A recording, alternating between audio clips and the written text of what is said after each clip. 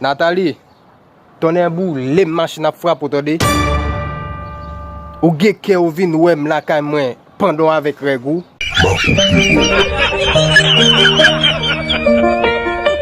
Partagez la vidéo et ajoutez aussi en commentaire.